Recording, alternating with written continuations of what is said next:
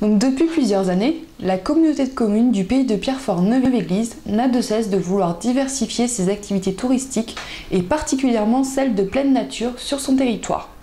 Nous avons notamment conçu et aménagé des sentiers VTT et thématiques, construit un centre équestre et nous avons comme projet futur d'aménager une via ferrata sur les hauteurs du lac de Saran.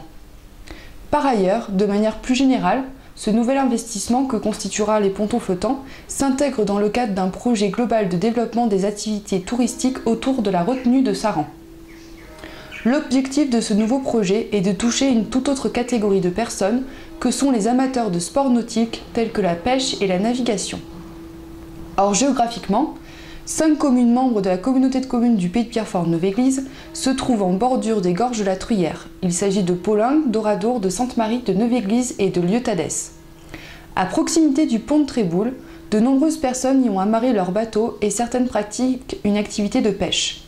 Par ailleurs, ces communes étant sur le circuit touristique des gorges de la Truyère, de nombreux passages sont à dénombrer dans ce secteur.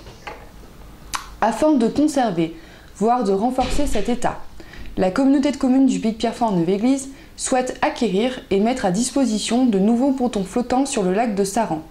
Cette nouvelle acquisition permettra de compléter le dispositif existant mis en place au printemps 2009. L'endroit visé est cette fois-ci Lieu-Tadès et plus précisément dans les eaux d'Estourniès où la demande pour de tels aménagements est avérée. Alors plus précisément, quel est ce projet? Il s'agit de créer une combinaison de pontons flottants qui respectera les règles environnementales et d'intégration aussi dans le paysage du lac de Saran. Avec ses près de 60 mètres d'appontement, la combinaison de passerelles et de pontons permet une capacité d'accueil d'environ 120 mètres carrés. Et les possibilités d'amarrage sont multiples, bateaux, barques, gîtes insolites, etc.